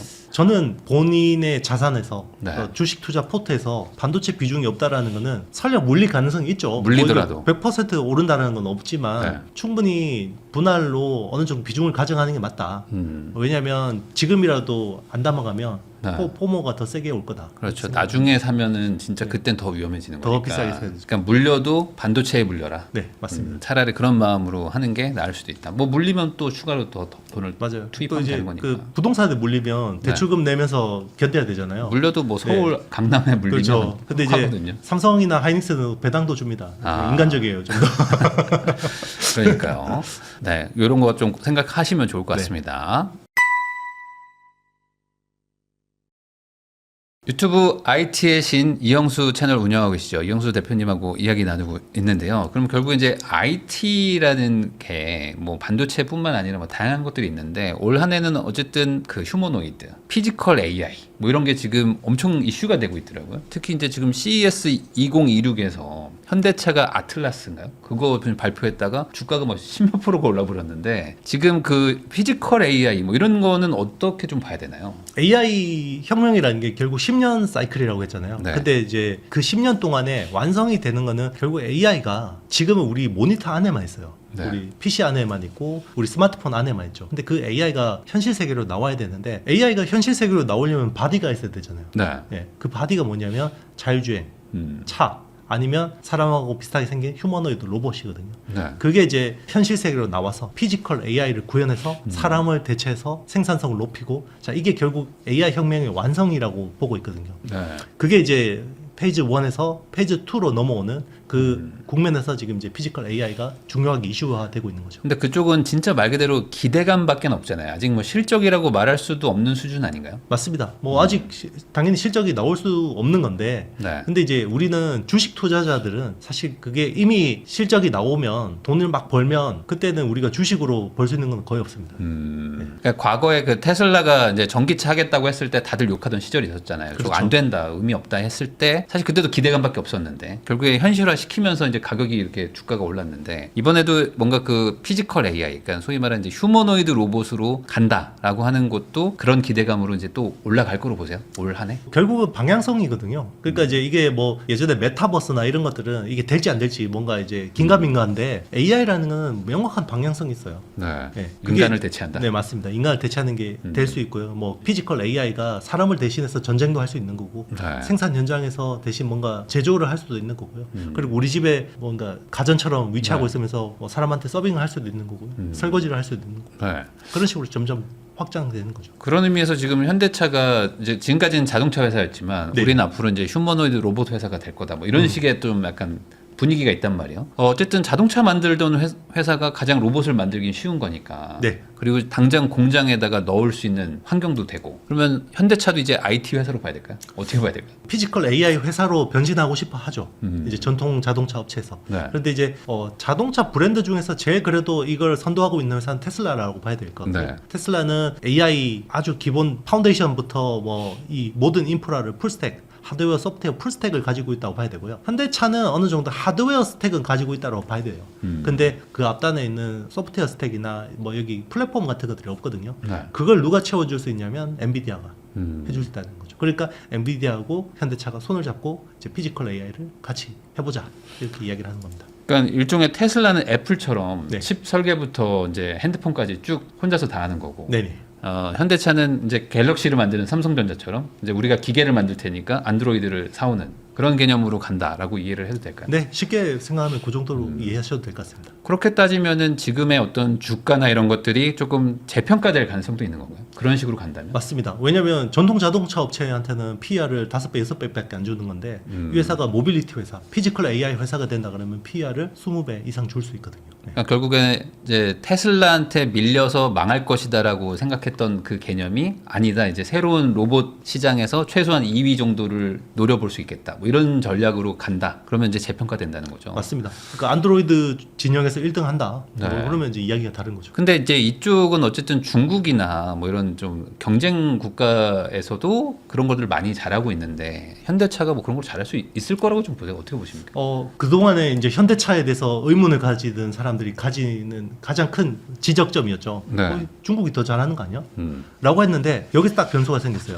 깜포치킨 활동하면서 엔비디아가 GPU 5만 장을 주겠다라고 했고요. 그 GPU 5만 장이면 현재 테슬라를 제외하면 전 세계에서 자동차 브랜드 중에서 가장 많은 컴퓨팅 파워를 구현하고 있는 아 그렇긴 하겠네요. 네. 중국은 돈 있어도 못 사거든요. 엔비디아 네. 최신 칩을. 그 5만 장이면 지금 테슬라가 가지고 있는 H100이나 이런 칩 한 10만 장보다 훨씬 더 낫다고 봐야 됩니다. 아 그래요? 네. 테슬라보다 낫다. 테슬라가 가지고 있는 H100 기반의 10만 장보다 네. 지금 블랙엘 기반의 5만 장이 더 컴퓨팅 파워가 성능이 뛰어나거든요. 그러니까 뭐 테슬라하고 비교는 안 되죠. 근데 테슬라보다는 떨어지는데 그래도 자동차 브랜드 중에서는 테슬라 제외하면 가장 강력한 컴퓨팅 파워를 구축하게 됩니다. 애플보다 나빠도 네. 갤럭시면 충분하지 않냐. 그렇죠. 사실 그것도 절대 나쁜 회사는 아니죠. 그렇죠. 네. 그러니까 딱 안드로이드에서 삼성전자 갤럭시 포지션이라고 보시면 될 것 같습니다. 그렇게 따지면은 올 한 해 현대차가 그런 거를 유의미하게 좀 세간의 인식을 바꾸는 한 해가 될 거로 보세요. 아니면은 아직은 그래도 피지컬 AI는 이제 초기 단계이기 때문에 그렇게까지 가긴 좀 어렵다. 어떻게 보십니까? 실제로 뭔가 이게 그 우리가 체감하는 변화들은 생각보다 굉장히 더딜 수 있는데요. 네. 주식 시장은 굉장히 민감하게 반응하거든요. 그러니까 당장 뭐 CES에서 젠슨 왕하고 정의선 회장이 30분 미팅하니까 주가가 그렇게 날아가 버리잖아요. 그런 것들은 올해 투자 키워드로서 피지컬 AI는 주목해야 된다고 생각합니다. 올해는 그게 좀 핵심 키워드 중에 하나일까요? 맞습니다. 지금 당장은 뭔가 테마성이긴 한데 네. 그렇지만 이게 결국 내년 내후년 갈수록 피지컬 AI는 굉장히 구체화 될 건데 그때 되면 먹을 건 없다 주식에서. 근데 결국에 어쨌든 현대차는 당장 공장을 굴리고 있고 그 네. 공장에다가 휴머노이드를 넣어가지고 넣어가지고 당장 제조를 할 수 있잖아요. 네네 맞습니다. 그러니까 쓸 데가 있고 그리고 네. 자체적으로 어차피 또 발주도 해야 되고 네. 그렇게 따지면 뭐 사실 테슬라랑 마찬가지로 구조가 되게 좋거든요 지금. 그리고 현대차가 여기서 좀 더 이제 매력적인 부분은 자기네들이 쓸 보스터 다이내믹스의 휴머노이드 로봇뿐만 아니라 이제 다른 브랜드들도 자기네들 로봇을 만들고 싶어 할 거 아니에요. 네. 자, 그런 쪽의 하드웨어를 우리가 대신 OEM, ODM처럼 만들어줄게. 그러니까 이제 휴머노이드 로봇계의 파운드리. 아, 자, 그런 회사로 그런 것도 대신- 가능할 수 있겠네요. 맞습니다. 그걸 좀 노리고 있죠. 아, 그러니까 중국 기업에다가 납품받기는 조금 껄끄러운 회사들도 맞습니다. 많으니까. 그렇죠. 물론 그쪽 시장을 테슬라도 선점하려고는 하겠지만 한번 안드로이드 진영처럼 해볼 수도 있겠다. 테슬라는 뭐 외부 브랜드를 대신 만들어주고 이런 건 좀 쉽지 않을 거예요. 아, 근데 그래요? 어쨌든 현대차는 그냥 TSMC처럼 우리가 다 만들어줄게. 그냥 설계도를 주면 자, 그런 비즈니스를 충분히 할 수 있습니다. 그러면 그런 것들을 노리고 지금 뭐 예를 들어 로봇 관련주들 이런 데들 주가들 많이 올랐는데 그냥 전반적으로 올 한 해 로봇 관련 주에 투자하는 거 이것도 좋다고 보세요? 기존에 우리가 아는 휴머노이드 로봇 관련주들은 밸류에이션이 안 나와요. 굉장히 어떻게 보면 고평가 네. 구간에 있다고 봐야 되고요. 근데 현대차, 현대모비스, 현대오토에버 같은 회사들을 로봇의 관점으로 투자한다. 이 회사가 이제 기존의 자동차라든 어떤 올드 비즈니스에서 이제 새로 비즈니스로 전환하는 관점을 투자한다 그러면 저는 지금은 굉장히 매력적이라고 생각합니다. 그러면 이제 로봇 관련주도 어느 정도 좀 얘기를 해주셨고 그다음에 아까 반도체 얘기 중에서 이제 소부장 좀 얘기하다 말았는데 소부장도 올 한 해 투자하기 좀 괜찮은 건가요? 아니면 그 중에서 좀 선별을 해야 될까요?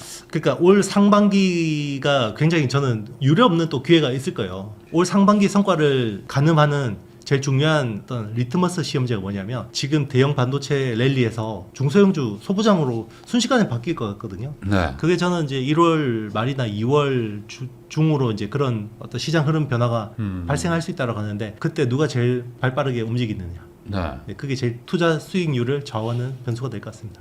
그럼 어쨌든 지금 Q가 늘어나는 게 아니라 네네. P가 늘어난다고 하셨으니까 네네. 그러니까 물량을 찍어내는 게 아니라면은 뭐 소재나 부품 쪽에서 어떤 실적이 유의미하게 좋아지는 건 아닌 건가요? 그러니까 어떻게 봐야 돼요? 당장 이번 사이클에서 뭐 캐파가 늘어나는데 도움이 되는 건 아니지만 어쨌든 뭐 용인 반도체 클러스터라든지 아니면 삼성의 평택 P5라든지 네. 아니면 마이크론의 뭐 지금 메가팹이라든지 그런 쪽은 어쨌든 이제 텁하게 하고 인프라 쪽에 투자 들어가거든요. 그러면 인프라 장비들 있잖아요. 뭐 그런 쪽은 또 수주가 나올 수 있죠. 그런 쪽이랑 구형 라인들을 좀 새로운 라인으로 전환해야 돼요. 이걸 이제 반도체 쪽에서 테크 마이그레이션이라고 하거든요. 테크 마이그레이션용 장비들은 또 수주가 좋을 수 있죠. 그럼 결국에 소부장 중에 장비인가요? 올해는?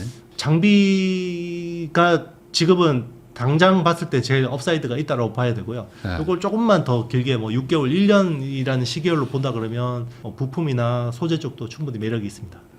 그러면은 그냥 좀 어렵게 이해가 될 수도 있으니까 단순히 생각해서 삼성전자 하이닉스 같은 그냥 완제품 만들어서 파는 곳을 투자할지 소부장 투자할지 이 두 개를 가지고 고민하고 계신 분들이 있다면 뭘 얘기를 하는 게 좋을까요? 일단 1, 2주의 어떤 그 짧은 관점으로 투자를 하신다 그러면 삼성전자, SK하이닉스, 마이크론, 메모리 3사가 더 매력적이라고 봐야 되고요. 네. 요게 시장 색깔 변화가 순식간에 일어나는데 거기에 대비해서 나는 포트폴리오를 조금 더 펼쳐 놓겠다라고 한다 그러면 소부장주 중에서 제가 말씀드린 테크 마이그레이션 관련 주들이나 아니면 가동률이 높아지면 수혜를 보는 회사들 중심으로 좀 투자를 하면 좋은 성과가 있을 것 같습니다. 네. 혹시 그 외에도 뭐 네. 좀 괜찮은 어떤 섹터나 뭐 이런 게 있을까요? 지금은 그냥 반도체, 메모리. 아.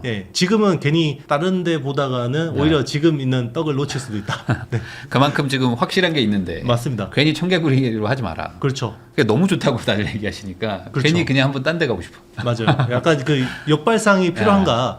저도 이제 항상 뭔가 그 어떤 대중적인 시각하고 뭔가 내가 같이 가고 있으면 항상 스스로 뭔가 불안할 수 있잖아요. 메타인지를 생각하는 편이거든요. 네. 근데 지금은 아무리 뭔가 제가 가재미 눈을 뜨고 봐도 지금 업황에서 안 좋을 건 별로 없어요. 왜냐면 그런 얘기들 있잖아요. 네. 이렇게 뭐 음식점 갔는데 뭐 네. 삼성전자 하이닉스 얘기 나오면 뭐 고점이다. 네네. 근데 진짜 많이들 하시더라고. 그렇죠. 엄청 얘기들 하시더라고요. 지금. 맞아요. 흑백 요리사랑 지금 하이닉스예요. 그 정도인데 그럼 이거 괜찮은 건가라는 그냥 막연한 게 있어요. 그렇죠. 그럼에도 저도 불구하고. 이게 평소에 이제 친인척 중에서 주식 네. 절대 안 하시던 분들이 갑자기 연락 와서 삼성전자, 하이닉스를 네. 물어보거나 네. 그러면 이제 좀 조심하긴 해야 되거든요. 네.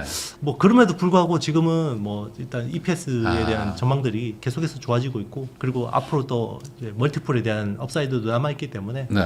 뭐 상반기까지는 괜찮지 않을까 생각합니다. 그러면은 반도체 뭐 로봇 얘기는 해주셨고 굳이 다른 데를 볼 필요는 없다. 뭐 그럼에도 불구하고 뭐 네. IT 관련돼서 또 하나 뭐 좀 얘기해 주실 수 있는 부분이 있나요? 그 AI 혁명이라고 했잖아요. 네. 이제 이 AI 혁명이라는 사이클에서 제일 중요한 키워드가 쇼티지예요. 네. 그래서 어디서 공급 부족이 일어나는지를 잘 봐야 되는데 그게 뭐 처음에 엔비디아 GPU 그리고 서버, 데이터 센터, 전력 인프라 그게 이제 돌고 돌아서 메모리로 온 거거든요. 그럼 메모리 다음에 뭔가 또 쇼티지가 발생할까? 이제는 인프라를 클러스터 단위로 뭔가 엮어야 되잖아요. 네. 그러면 여기에 엮으려면 굉장히 많은 네트워크가 필요하겠죠. 그 네트워크 수요가 폭증할 겁니다. AI 네트워크를 위한 수요. 그럼 좀 와닿지가 않는데 네. AI 네트워크라는 게 네네. 어떤 걸 말하는 거죠? 그러니까 이제 칩하고 칩을 연결해야 되죠. 이제 우리가 보통 엔비디아 GPU로 그러면 이걸 수만 장, 수십만 장, 수백만 장 연결을 해야 되잖아요. 네. 거기에 또 수많은 네트워크가 필요하고요. 그걸 보통 이제 엔비디아 기준으로 보면 NV 링크라고 하죠. NV 링크. 네. 그리고 이제 요거를 NV 링크, NV 스위치 뭐 이런 것들을 보통 스케일 업이라고 해요.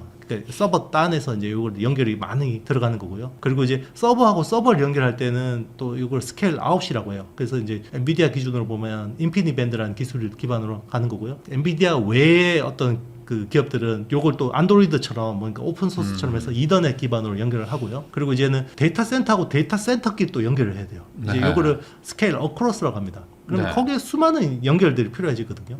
그리고 기존에는 어떤 순수한 엔비디아 인프라만으로 연결을 해서 서비스 모델을 만들었다 그러면 이제는 엔비디아 인프라뿐만 아니라 자체 설계한 ASIC 기반의 인프라도 연결해서 해야 되거든요. 여기서 또 다른 어떤 표준의 연결이기 때문에 여기 또 더 많은 AI 네트워크 수요가 늘어날 수밖에 없어요. 네. 그러니까 뭐 쉽게 이야기하면 뭐 개별 종목을 이야기한다 그러면 이게 연결을 하려면 속도가 빠르고 지연이 없어야 되잖아요. 그런 쪽에서는 네트워크 장비 같은 것들이 많이 필요해지는데 미국 기업에서 보면 뭐 아리스타 네트워크스나 뭐 셀레스티카, 아스테라 랩스 뭐 이런 회사들이 이제 계속해서 좋아지는 거고요. 그리고 통신 속도가 빨라지니까 기존의 구리 통신으로 안 되고 광 기반으로 통신이 돼야 돼요. 우리 예전에 집에 ADSL 들어왔다가 나중에 광 케이블 들어온 것처럼 네. 이제 그쪽 인프라도 그런 쪽으로 들어가야 되는데 뭐 거기서는 루멘텀이라든지 코이런트라든지 그럼 이제 국내 기업 없냐 이렇게 궁금하시잖아요. 네. 국내는 사실 그런 쪽에 없어요. 기업은 없고 국내 쪽에서 관련된 건 기판입니다. 기판. 칩하고 칩을 연결하려면 결국 기판이 좋아져야 되는데 뭐 그런 쪽에서는 이수페타시스나 삼성전기, 뭐 대덕전자 이런 회사들 좀 관심 가지고 볼만합니다. 네. 근데 당장은 아닌 것 같아요. 당장은 아니고. 네. 그럼 아까 말씀하셨던 것처럼 전력도 지금 네. 쇼티지 이미 났다. 네. 그래서 이거 큰일 났다라고 하고 있는 파트잖아요. 네네. 그쪽도 올해 좋아질까요? 더 업사이드 있습니다. 뭐 그런데 이제 사실 전력 인프라라는 게 작년에 주도주로서 굉장히 많이 올랐고 올랐기 때문에. 예, 거기서 대표 종목이 뭐 두산 에너빌리티, 네. HD 현대엘렉트릭. 자, 그 회사들이 지금 뭐 다 몇 배씩 났기 때문에 얼마나 더 업사이드가 있을지는 모르겠지만 충분히 업사이드 더 있습니다. 그렇지만 이제 이게 새로 시작하는 섹터는 네. 아니라고 봐야 됩니다.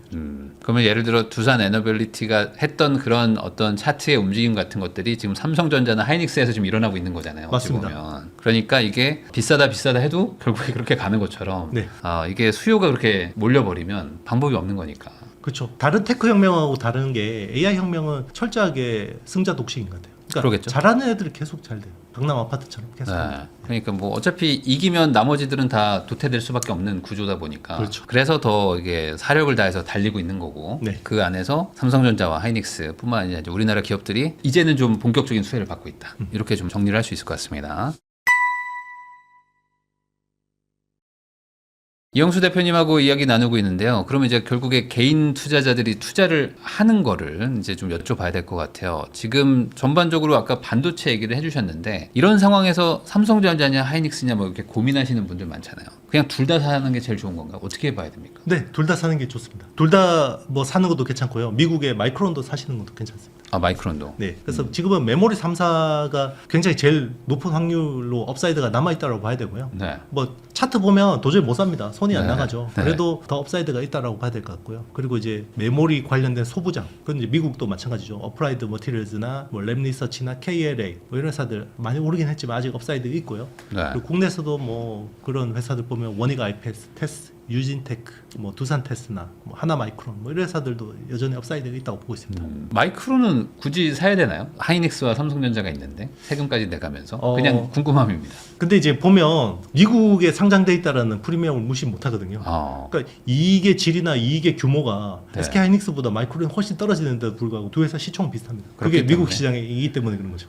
사실 그 이해가 잘 안 되기는 해요. 네. 돈을 훨씬 더 잘 버는데 왜 네네. 주가가 싼가? 그럼에도 불구하고 어쨌든 뭐 시장이 그렇게 평가한다면 맞습니다. 안 할 이유는 없다. 그렇죠. 이게 이제 저도 이제 산업 전문가일 때 그런 생각을 한 적이 있는데요. 이게 이제 시장에 들어와서 보면 결국 이게 시장이 잘못됐다라고 내가 아무리 주장해 보들 내가 생각을 바꾸는 수밖에 없거든요. 뭐 그렇게 평가하는 예, 걸 그렇죠. 뭐 뭐 어떡하겠어요. 마이크론에 높은 밸류를 주는 거는 미국에 상장돼 있으니까 네. 그렇다라고 하니 네, 시장 따라가는 게 맞는 것 같습니다. 그러면 지금 같은 상황에서 네. 뭐 예를 들어 현금을 가지고 있다. 보통 이제 현금을 좀 보수적으로 좀 빼놓으라고 하잖아요. 네네. 그러기에는 좀 약간 좀 얘기가 네. 이럴 때 좀 넣어야 되는 거 아닌가라는 생각도 좀 들고 네. 지금 현금을 좀 보수적으로 운용을 하는 게 맞나요? 아니면 그래도 최대한 지금 좀 주식시장에 좀 넣어놓는 게 맞을까요? 최대한 지금은 적어도 1분기까지는 주식을 좀 적극적으로 하는 걸 저는 더 승률이 높다라고 생각하고 있고요. 네. 물론 투자의 판단은 여러분들이 하셔야 됩니다. 네. 제가 틀릴 수도 있고요. 그렇지만 이걸 너무 또 지금 자리에서 한 번에 더 큰 자금을 밀어 넣는 것보다는 그러니까. 네, 이게 오르든 내리든 계속해서 분할로. 어쨌든 방향성은 아는데 내가 타이밍을 못 맞추는 거잖아요. 네. 그러니까 방향성으로 보면 앞으로 업사이드가 더 있다라는 게 보이는데 내가 정확한 타이밍을 모르겠어. 그러면 타이밍의 리스크를 분산해야 되잖아요. 그러면 분할로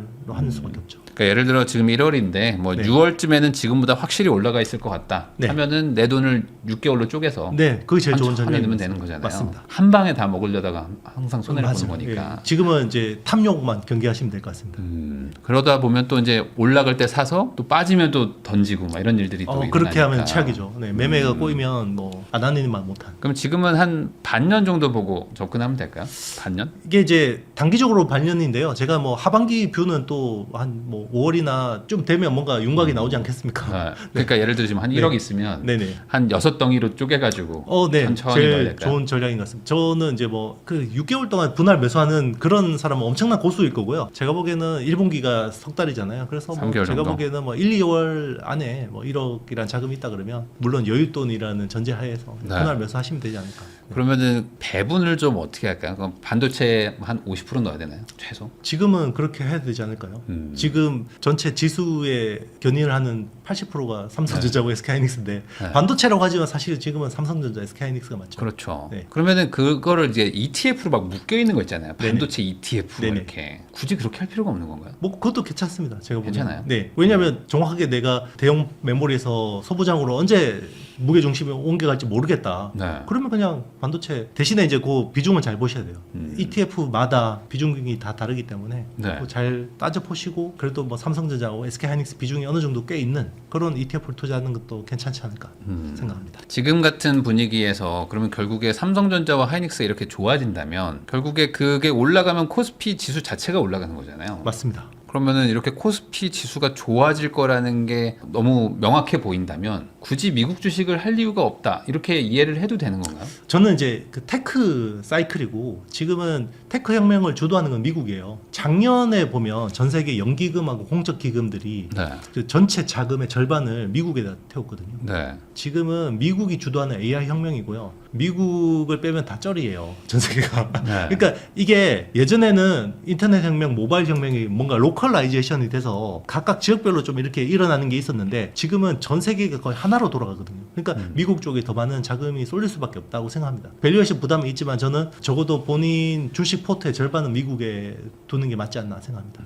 아니 왜냐면 이제 25년 기준으로 보면은 어쨌든 국장이 네. 지금 뭐 코스피가 S&P보다 훨씬 더 성과가 좋았기 때문에 뭐 네. 나스닥보다도 더 좋았잖아요. 네네. 그러니까 미국 주식을 하셨던 분들 입장에서는 조금 속상했단 말이죠. 올해도 그런 게 좀 반복될 수도 있어서 한번 여쭤보는 겁니다. 그걸 누가 알겠습니까만은 적어도 그래도 뭔가 계란을 한 바구니에 담지 말자라는 거는 뭔가 항상 수익도 중요하지만 안정성도 중요하잖아요. 네. 그런 측면에서 이제 미국 자산과 국내 자산을 분산해서 가져가는 게 좋다고 그러면은 생각합니다. 삼성전자, 하이닉스, 마이크론 이렇게 좀 섞어가지고 네. 마이크론으로. 미국 주식을 하신다 그러면 빅테크를 꼭 담고 가셔야 됩니다.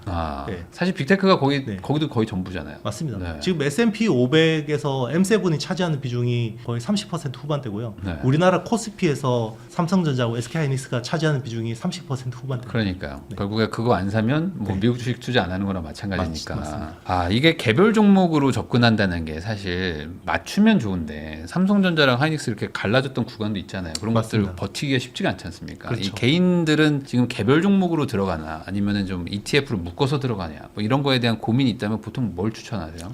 이 테크에 관심이 많고 테크에 대해서 뭐 어느 정도 공부가 되어 있으신 분들은 개별주로 접근하는 게 낫죠. 지금은 그 알파 전략이 충분히 통할 수 있는 시장이기 때문에. 네. 근데 이제 뭐 본업이 바쁘시고 내가 뭐 주식 시장에 너무 이렇게 신경 쓸 여유가 없다. 그런 분들은 ETF가 낫습니다. 그 아까 얘기하셨던 것 중에 제가 지금 생각나는데 그러면 테슬라 엄청들 많이 가지고 계시는데 그럼 네. 테슬라도 좋은 건가요? 지금 이 상황이라면? 그렇죠. 지금 피지컬 AI를 사실 최전선에서 드라이브를 걸고 있는 회사는 테슬라고요. 테슬라는 뭐 마치 애플처럼 소프트웨어 스택, 하드웨어 스택을 다 가지고 있는 회사다 생각하시면 됩니다. 근데 이제 오늘 저희가 이제 EPS 그 이제 실적 기반의 얘기를 했는데 네. 테슬라는 반대로 얘기하면 실적으로 보면 지금 얘기가 안 되는 주가잖아요. 그렇죠. 그래도 이게 괜찮은 건가요? 그렇죠. 왜냐하면 승자 독식에서 제일 유력한 회사잖아요. 그러니까 결국에 이 기대감에 반영된 주가지만 그 기대감이 꺼지지 않으면 이거는 뭐 유지가 되는 거니까. 맞습니다. 테슬라가 압도적인가요 지금? 피지컬 AI에서는 테슬라가 압도적이고요. 이제 테슬라에 대항하기 위해서 이제 엔비디아를 포함한 연합군들을 꾸리고 있는 거죠. 예전에 애플이 너무 강력한 제국이다 보니까 네. 안드로이드 진영으로 연합군을 꾸린 것처럼 네. 그렇게 생각하시면 될 것 같습니다. 그러면 말 나와서 여쭤보는 건데 엔비디아는 요즘 약간 좀 주춤하고 있는데 네. 왜 주춤하는 거예요 얘는? 그리고 엔비디아 GPU가 쇼티지의 핵심일 때는 매출 총이익률이 78%까지 올라갔었어요. 네. 근데 그게 최근에는 메모리 원가도 그렇고 파운드리 원가도 그렇고 계속해서 그 원가 부담이 올라가다 보니까 이걸 고객들한테 완전히 다 전가를 못 하고 있는 상황이고요. 그게 이제 매출 총이익률이 지금 70% 초반까지 떨어졌어요. 네. 72% 정도까지 떨어졌거든요. 거기에 좀 이제 그 우려하는 부분들이 있었고, 그리고 이제 최근에 이제 중국 쪽의 불확실성, 네.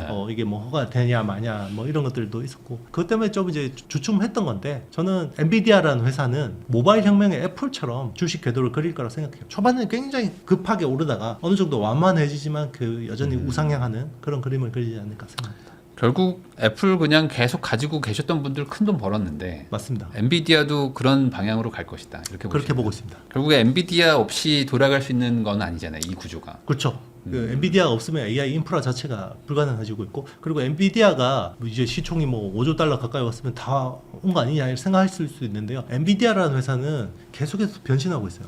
더 개선하고 있습니다. 단순히 칩만 파는 회사가 아니라 이제는 하드웨어 쪽으로 이제 풀스택을 구현하고 있고요. 플랫폼, 개발 플랫폼 쪽도 계속해서 확장하고 있거든요. 네. 이번에 알파 마요라고 해서 자율주행 AI 솔루션, 그리고 그 전에 그루시라고 해서 휴머노이드 로봇, 뭐 그런 쪽으로 계속해서 플랫폼을 내놓고 있기 때문에 강력한 쿠다라는 소프트웨어 회사도 가지고 있고, 네. 그런 쪽으로 계속해서 펼치고 있어요. 그래서 이제는 AI 인프라 플랫폼 회사라고 봐야 되지 않을까 생각합니다. 그러니까 애플도 사실 뭐 아이튠즈부터 해가지고 네. 그냥 플랫폼을 가지고 있기 때문에 더 강력한 것도 있는 거잖아요. 맞습니다. 꼭 단순히 핸드폰 회사라기보다는. 그렇죠. 엔비디아도 약간 애플화가 될 것이다. 그러면 엔비디아가 좀 주춤할 때 사면 될까요? 엔비디아도. 네. 주춤할 분할로 충분히 담아갈 만하다고 생각하고 있고요. 근데 기존에 가지고 계신 분들은 그냥 보유자의 영역이신 거고, 만약에 지금 포트에 비중이 없다라고 네. 하시는 분들은 계속해서 이렇게 좀 눌려 있을 때 분할로 뭐 담아갈 만합니다. 테슬라는 어쨌든 지금 자율주행 가지고 얘기는 하고 있지만 그러면 올해는 자율주행도 물론 있겠지만 그 피지컬 AI 이게 조금 더 재평가를 받을 것이다. 그렇죠. 이렇게 이제는 봐야 되죠. 옵티머스 휴머노이드 로봇이 중요합니다. 그걸 진짜 일론이 이야기하는 대로 2만 달러대의 원가로 뭐 몇만 대 만들어내냐, 네. 굉장히 중요한 변수가 되겠죠. 그렇게 되면은 지금의 테슬라 주가가 이해가 되는 수준이 되는 건가요? 그럼요. 전기차 회사로서는 밸류에이션이 안 나오지만 휴머노이드 로봇 회사다 그러면 또 그 밸류에이션 나올 수 있고요. 그리고 그동안에는 테슬라라는 회사가 도조라는 시스템 중심으로 컴퓨팅 파워를 구축을 했었잖아요. 네. 근데 최근에는 도조 시스템을 거의 사실상 폐기를 하고 XAI라는 회사의 그룹이라는 모델이 있잖아요. 네. 이걸 또 올리려고 하고 있거든요. 여기서는 또 이제 기존의 테슬라 주주들하고의 뭔가 이제 또 이게 조율이 돼야 되겠지만 의견이 그것까지 된다 그러면 충분히 모멘텀이 있죠. 그러면은 이제 아까 말씀하셨던 것처럼 뭐 관심이 많으면 이제 개별 종목 하라고 하셨지만 아마 시청하시는 분들 중에 그렇게 막 고관심자 그리고 그거를 이제 본업을 하면서 할 수 있는 사람이 많지는 않다고 봅니다. 그러면은 큰 틀에서 ETF 같은 거를 투자를 해야 된다면 네. 어떻게 해야 되나요? 어떤 걸 해야 되나요? 뭐 여전히 뭐 QQQ, 네. 뭐 스파이 뭐 이런 것들을 담아놔야 되나요? 어떻게 뭐 해야 그런 되나요? 회사도 괜찮고요. 뭐 S&P 500 기반으로 가도 괜찮고, 미국 같은 경우는 M7 중심의 빅테크 비중이 높은 회사들, 그리고 그런 최근에 ETF로 네, 최근에 이제 삭스 지수, 네. 필라델피아 반도체 지수 뭐 그런 추종하는 ETF도 괜찮고요. 국내에서는 삼성전자와 SK하이닉스 비중이 높은 반도체 ETF를 좀 추천드립니다. 이게 보면은 결국에 우리나라는 IT가 가장 중요한 나라인데 그 안에서 지금 이렇게 여기가 달리고 있는데 괜히 다른 걸로 가는 게 또 그것도 불안한 일이긴 한 것 같기도 해요. 네. 그렇죠. 뭐 어쨌든 투자라는 건 마음이 편해야 되잖아요. 네. 그래서 본인이 뭔가 확신도 있어야 되고요. 그래서 본인한테 맞는 편안한 투자를 하시는 걸 뭐 추천드립니다. 그럼 저 여기서 요거 하나 좀 궁금한 게 있는데 방금 아까 이제 그록 얘기를 해주셔가지고 한국에서 지금 AI 그냥 생성형 뭐 LLM 뭐 이런 거를 만들어 보겠다라고 해서 그 딥시크처럼 만들고 있는데 생각보다 이게 성과가 좀 괜찮다는 얘기도 좀 들리고 그래서 우리가 1등, 2등은 못해도 한 3등 포지션을 잡을 수 있다 뭐 이런 얘기들도 나오더라고요. 좀 어떻게 보세요? 충분히 가능하다고 봅니다. 전 세계에서 엔비디아 GPU 26만 장 땡긴 나라는 거의 우리나라밖에 없거든요. 그리고 우리는 또 플랫폼이 있잖아요. 네. 플랫폼이 있으면 결국 데이터 주도권이 있다라는 거거든요. 근데 전 세계에 보면 네이버나 네카쿠베라고 하잖아요. 네. 요즘 쿠팡은 빼야 되는데 하여튼 뭐 그런 것처럼 뭐 네이버, 카카오 같은 플랫폼을 가지고 우리 언어에 대한 우리의 주도권을 네. 가지고 있는 나라들이 별로 없습니다. 결국 데이터 주도권은 우리가 가지고 있는 거고 클라우드 서비스를 해본 경험도 있는 거고요. 네. 규모가 미국의 하이퍼스케일러에 비하면 너무 작긴 하지만 최근에 또 정부도 관심을 가지고 여기 소브린 AI 쪽에 막대한 돈을 투자하고 있기 때문에 네. 저는 충분히 가능하다고 생각합니다. 근데 이제 AI라는 것도 결국에 이제 승자 독식이긴 하지만 이것도 이제 국가적으로 안보나 이런 거에 관련된 AI는 또 자체 구축을 할 수밖에 없는 거잖아요. 맞습니다. 그런 의미에서 우리나라에 그것도 좀 의미가 있다. 맞습니다. 저는 소버린 AI가 만약에 우리가 성공 모델을 보여준다 그러면 우리나라의 성공 모델을 이 시스템을 해외에다 팔 수 있어요. 아. 똑같이. 네. 근데 그거는 미국 거를 팔아도 되는 건데 네. 미국 거나 중국 거를 쓰기에는 조금 부담스럽다 이렇게 네. 봐야 되는 건가 이게? 그렇죠. 이제 너무 미국이나 중국 시스템을 쓰기 부담스러운 나라들이 있잖아요. 네. 근데 한국은 어느 정도 이제 신뢰도 있고 우리는 뭐 그렇게 네. 걔네를 이렇게 맞아요. 뭐 네. 하려는 게 그렇죠. 없으니까. 위협적이지 않으니까. 아, 그런 식으로. 네. 맞습니다. 그러면은 이 소버린 AI라고 하는 어쨌든 뭐 이게 주권을 지키는 AI 관련된 업종도 올해 좀 좋아질까요? 어쨌든 정부가 드라이브를 걸고 네, 있는데. 여기서는 이제 정부 정책 모멘텀이 굉장히 중요해질 수 있는데 네. 지금 이제 국가대표 컨소시엄 선정을 하고 있잖아요. 네. 거기서 이제 뭔가 윤곽이 나온다 그러면 선정되는 회사에다가 자원을 몰빵해서 밀어주겠죠. 그러면 이제 주식시장에는 그게 또 중요한 트리거가 될 수 있습니다. 그러면 그거를 노리고 네. 투자를 하는 거 이거는 굳이 지금 할 필요는 없나요? 지금은 그냥 메모리라는 너무 편한 오픈북이 네, 있는데 네. 굳이 내가 더 어려운 굳이 문제지. 딴데 가서 예, 쓸데없이. 네. 아, 그렇죠. 네. 사실 뭐 삼성전자나 하이닉스 이런 걸로 뭐 한 50%뭐 70% 벌 수 있으면 네. 굳이 뭐하러 다른 걸 하냐라는 생각도 맞습니다. 좀 들긴 들어요. 그렇죠. 또 사람들이 또 너무 뻔한 답안이 있으면 또 네. 불안해하시는 분들이 있기 때문에. 네. 근데 사실 뭐 너무 당연한 게 있는데 네네. 굳이 딴 데 가서 고생할 필요는 없는 맞습니다. 거니까. 올해도 아까 잠깐 말씀해 주셨지만 어쨌든 뭐 우리나라에 돈도 막 들어오고 하는 것들은 대부분 반도체로 쏠릴 확률이 높다. 그렇죠. 이게 네. 전 세계 그 월가에 있는 펀드 매니저 입장에서는 한국이란 시장은 자기가 가지고 있는 아주 그 중소형주 포지션에 아주 작은 불과하잖아요. 거잖아요. 네, 그러면 한국의 테마는 결국 메모리고요. 음. 대만에 투자한다 그러면 파운드리 투자하는 거죠. 네. 그러겠죠. 뭐 네. 굳이 여기 와가지고 뭐 다른 거 맞습니다. 그러니까 그 대세를 따라가는 게 네. 맞다. 그러면은 이번 상승장에 만약에 이제 투자를 했어요. 해가지고 어느 정도 좀 돈을 벌고 있는 상황이라고 가정을 하면 네. 뭘 조심해야 되나요? 그러니까 뭔가 그 매도 시그널 같은 걸 뭘로 봐야 돼요? 일단 이번 메모리 업사이클이 그냥 뭔가 꺾일 것 같다라고 하면 이번 사이클은 전 철저하게 Q보다는 P라고 했거든요. 네. 그럼 P라고 하면 우리가 흔히 이야기하는 디램의 ASP 음. 평균 판매 가격. 네. 예, 그 흐름들을 잘 봐야 돼요. 그러니까 왜 연초부터 메모리 주가가 우리가 생각한 것보다 훨씬 튀어 올랐냐면 1분기 디램의 계약 가격이 원래 예상한 것보다 훨씬 세게 나왔어요. 그래서 네. 원래 올해 연간으로 45% 업사이드가 있다고 했는데 1분기에 막 55에서 60%가 올라가 버렸거든요. 그러면 기존에 있던 데이터 시트 다 바꿔야 되거든요. 네. 다 상향 조정되겠죠. 그 흐름들을 봐야 됩니다. 음. 갑자기 ASP가 꺾이거나 완만해지거나 이러면 이제 조금 주가가 조정받을 가능성이 있죠. 그러면 지금의 뭐 실적 100조 이거는 네. 현재 디램 판매 가격을 기준으로 한 건 아니고 여기서 더 올라간다라고 보고 있는 건가요? 100조에서 130조가 되는 데 있어서는 그 최근에 1분기 계약 가격이 올라간 게 저는 더 작용했다고 보고 있고요. 네. 그러면 그 다음 분기 또 보겠죠. 여기도 또 올릴 수 있어? 아니면 이제 더 못 올리는 거야? 여기를 이제 보겠죠. 그래서 그럼- 제가 1분기까지는 편하게 보시라고 말씀드릴게요. 그러면 그 가격이 어떻게 되는지 한번 보고 네. 그때 가서 조금 팔든지 맞습니다. 하는 것도 괜찮다. 뭐 약간 완만해진다 그러면 좀 이제 비중을 축소하는 게 맞을 수 있고요. 그런데 2분기도 더 세게 가네? 그러면 이제 그때는 좀 더 비중을 늘리는 것도 방법이죠. 이게 큰 틀에서 그냥 그 미국에서 금리를 낮춘다거나 해서 네. 유동성이 추가로 공급된다 이런 네. 것들은 고려하지 않아도 될까요? 굉장히 큰 변수입니다. 반도체 사이클 그동안에 볼 때는 소비를 최우선적으로 봤어요. 네. 왜냐하면 내구 소비재이기 때문에 예전에는 메모리라는 게 엔드 유저 제품이 그 비중이 60% 70%가 스마트폰이나 PC, 가전 이런 내구 소비재였거든요. 네. 그러면 소비가 꺾이면 이쪽 반도체 수요가 안 좋기 때문에 원유하고 비슷하게 움직였어요. 네. 근데 지금은 원유하고 완전 다르게 움직이는 이유가 2024년 기준으로 전체 메모리의 엔드 유저 수요처가 서버 비중이 44%까지 올라갔고요. 올해는 아마 이게 60% 중반까지 올라갈 수 있어요. 그러면 이제 B2C는 별로 안 중요한 거예요, 이제는. 네. 그럼 B2B를 하는 데 있어서 그러면 뭐가 중요하냐? B2B는 금리 영향을 굉장히 많이 받습니다. 왜냐하면 이게 대규모 시행 산업하고 비슷해요. 근데 금리가 올라간다 그러면 이 시행을 할 수가 없어요. 네. 데이터 센터라는 게 특수 건물을 굉장히 때려 짓는 거잖아요. 그리고 발전 설비도 갖다 놔야 되고. 그래서 금리가 매우 중요한데 그래서 전 세계가 금리를 굉장히 낮게 유지하려고 어떻게 보면 정부와 중앙은행이 손을 잡고 금리를 굉장히 누르고 있는 상황이죠. 그게 어찌 보면 이제 네. 중국과의 패권 전쟁에서 AI로 승리하려면 금리가 낮아야 된다. 이런 연관도 있다고 하더라고요. 그렇죠. 실제로 그 역사적으로 보면 프랑스하고 영국이 워터루 전쟁에서 네. 프랑스가 나폴레옹이라는 희대의 명장이 있었는데 패배했던 게 영국은 금융이 발달했기 때문에 금리를 3%대로 유지를 했대요. 전쟁하면서. 네. 근데 나폴레옹은 프랑스 금리가 워낙 그 금융이 낙후되어 있어서 금리가 너무 높으니까 약탈을 하거나 막 이런 데 의존할 수밖에 없었거든요. 그것 때문에 결국 졌다라고 보는 역사학자들도 있습니다. 그러니까 네. 지금은 미국하고 중국이 패권을 놓고 전쟁을 하고 있는 상황이거든요.